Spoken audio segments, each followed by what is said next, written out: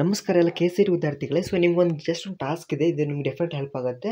ಒಂದು A4 sheet ಅಥವಾ ಒಂದು ಯಾವುದೋ ಒಂದು ಖಾಲಿ ಪ್ಲೇಸ್ ತೆಗೆದುಕೊಂಡು ಟಾಪ್ 200 ಕಾಲೇಜಸನ್ನು ಬರ್ಕೊಂಡು ಹೋಗಿ. ಎಕ್ಸಾಂಪಲ್ಗೆ ಇಂಜಿನಿಯರಿಂಗ್ ಅಂತ ಅನ್ಕೊಳ್ಳೋಣ.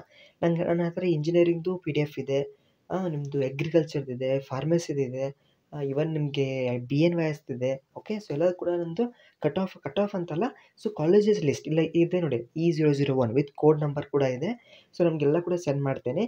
ನೀವೇನು ಮಾಡಬೇಕಪ್ಪ ಅಂದರೆ ಒಂದು 200 ಕಾಲೇಜಸ್, ಓಕೆ, ಅದು ಕೂಡ ಪ್ರಾಪರ್ ಪ್ರಿಫರೆನ್ಸ್ ಆರ್ಡ್ರಲ್ಲಿ. ಇವಾಗ ಏನಾಗುತ್ತೆ ಗೊತ್ತಾ, ಆಪ್ಷನ್ ಎಂಟ್ರಿ ಬಿಟ್ಟ ತಕ್ಷಣವೇ ನಿಮ್ಗೆ ಈಸಿ ಆಗುತ್ತೆ. ಇವಾಗ 1ನೇ ಕಾಲೇಜ್ ಎಕ್ಸಾಂಪಲ್ಗೆ ನೀವು BMS ಕಾಲೇಜ್ ಅಂತ ಎಕ್ಸಾಂಪಲ್ಗೆ ಅದನ್ನು ನೀವು ಮಾಡಬೇಕು. ಫಸ್ಟ್ ಒಂದು ಬರೋದು E003 BMS ಎಕ್ಸಾಂಪಲ್. ನಿಮಗೆ ಅದೇ ಕಾಲೇಜ್ ಬೇಕು ಬೆಂಗಳೂರಲ್ಲಿ ಅಂತ. ಇನ್ ಕೇಸ್ ಇಲ್ಲ ಸರ್ ನನಗೆ ಬೇರೆ ಎಕ್ಸಾಂಪಲ್ಗೆ ನನಗೆ ಧಾರವಾಡ ಬೇಕಂತ ಅಂತಂದರೆ ನೀವು ಎಕ್ಸಾಂಪಲ್ಗೆ ಇಲ್ಲಿ ಹುಬ್ಳಿ ನಿಮ್ಗೆ ಯಾವ್ದು ಬೇಕಾದ ಅದು. ಓಕೆ, ಎಕ್ಸಾಂಪಲ್ ತೋರ್ತಾ ಇದ್ದೀನಿ ಇವಾಗ. ಸೊ ಇಲ್ಲಿ ನೋಡ್ತಾ ಇರ್ಬೋದು, ಹುಬ್ಳಿ ಅಂತ ತೋರಿಸ್ತಾ ಇದೆ, KLE college. Okay, BUV. So ಈ ರೀತಿ ಕಾಲೇಜಸ್ ಇದಾವೆ. ಇನ್ನೇನು ಬಾಗಲಕೋಟೆ, ಹುಲ್ಕೋಟಿ, ಸೊ ಎಲ್ಲ ಕಾಲೇಜ್ ಇದೆ, ರಾಣೆಬೆನ್ನೂರು, ಆಲ್ ಓವರ್ ಕರ್ನಾಟಕದಲ್ಲಿದೆ. ಸೊ ನೀವು ಜಸ್ಟ್ ಲಿಸ್ಟ್ ಮಾಡ್ಕೊಳ್ಳಿ. ಸೊ ದಟ್ ಏನಾಗುತ್ತೆ, ಆಪ್ಷನ್ ಎಂಟ್ರಿ ಚೆನ್ನಾಗಿ ಮಾಡ್ಕೋಬೇಕು. ಇದರ ಆಧಾರ ಮೇಲೆ ನಿಮಗೆ ಕಾಲೇಜ್ ಸೆಲೆಕ್ಟ್ ಆಗುತ್ತೆ. ಸೊ ಸುಮ್ಮನೆ ಸಿಕ್ಕಿದ್ದು ಬೇಕಾದಂಗೆ ನೀವು ಆಪ್ಷನ್ ಎಂಟ್ರಿ ಮಾಡಿದ್ರೆ ನೀವು ನಿಮಗೆ ರಾಂಗ್ ಕಾಲೇಜಸ್ ಅಥವಾ ನಿಮಗೆ ದೂರ ಇರುವಂಥ ಕಾಲೇಜ್ ಸಿಗುತ್ತೆ. ಯಾವ್ದು ನಿಮಗೆ ಈ ಬೆಸ್ಟ್ ಇದೆ, ಯಾವ್ದು ನಿಮಗೆ ಈಸಿ ಆಗುತ್ತೆ ಅಂತ, ಯಾವುದು ಸಮೀಪ ಇದೆ ಅಂಥ ಕಾಲೇಜಸನ್ನು ನೀವು ಹಾಕ್ಕೋಬೋದು. ಪ್ಲಸ್ ಯಾವುದು ಟಾಪ್ ಇದೆ, ಓಕೆ, ಆ ರೀತಿ ಮಾಡ್ಕೊಳ್ಳಿ.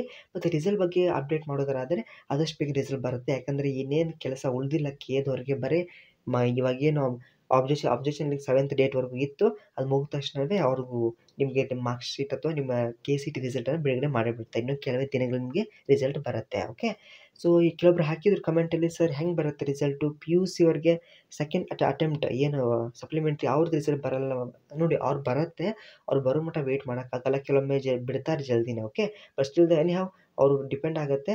ಬಟ್ ನಿಮಗೆ ಆದಷ್ಟು ಬೇಗ ರಿಸಲ್ಟ್ ಬರೋ ಚಾನ್ಸ್ ಇದೆ. ಮತ್ತು ಇನ್ನೊಂದೇನಪ್ಪ ಅಂದರೆ ಯಾರೋ ಒಬ್ರು ಕಮೆಂಟ್ ಮಾಡಿದ್ರು, ಸರ್ ನಮಗೆ SC/ST ಇದ್ದೇನೆ, ನನಗೆ ಸ್ಕಾಲರ್ಶಿಪ್ ಸಿಗ್ತಾ ಇಲ್ಲ ಯಾವುದು ಅಂತ. ಸೊ ನೋಡಿ, SC/ST ಅವ್ರಿಗೆ ನಿಮ್ಗೆ ಫೀ ಕನ್ಸೆಷನ್ ಆಗುತ್ತೆ. ಏನು ವರಿ ಮಾಡ್ಕೊಳ್ಳಿಕ್ಕೆ ಹೋಗಬೇಡಿ. ಫೀ ನಿಮಗೆ ಎಕ್ಸಾಂಪಲ್ 25,000 ನಿಮ್ಮ ಕಾಲೇಜ್ ಫೀಸ್ ಇತ್ತಪ್ಪ ಅಂದರೆ ನಿಮಗೆ 0 ಫೀಸ್ ಇರುತ್ತೆ. ಓಕೆ, OBC ಇದ್ದವರಿಗೆ 25,000 ರೂಪಾಯಿ ತುಂಬಬೇಕು. ಓಕೆ, ಹಂಗಿರುತ್ತೆ. ಅದಕ್ಕೆ ನಿಮಗೆ ಫೀ ಕನ್ಸೆಷನ್ ಇರುತ್ತೆ. ಮತ್ತು ಗೌರ್ಮೆಂಟ್ ಸರ್ಕಾರಿ SC/ST ಅವ್ರದ್ದು ನಿಮ್ಮದು ಇದೆ ಅಲ್ವಾ, ಅದರದ್ದು ಒಂದು ವೆಬ್ಸೈಟಲ್ಲೇ ನೀವು ಅಪ್ಲೈ ಮಾಡ್ಕೋಬೇಕು. ನಾನು ಬಹಳಷ್ಟು ಸ್ಕಾಲರ್ಶಿಪ್ ಸಿಗೋದು ಬೇರೆಯವರಿಗೆ, ನಾನ್ SC/ST ಅವರಿಗೆ. ಓಕೆ, ಸೊ ಇದು ಹೋಪ್ ಎಲ್ಲಕ್ಕೂ ಡೌಟ್ ಕ್ಲಿಯರ್ ಆಗಿದೆ ಅಂತ ಅನ್ಕೋತೀನಿ. ಸೊ ಇನ್ನು ಡೌಟ್ಸ್ ಕಮೆಂಟ್ ತಿಳಿಸಿ, ಲೈಕ್ ಮಾಡಿ, ಫ್ರೆಂಡ್ಸ್ಗಳ ಶೇರ್ ಮಾಡಿ. Thank you.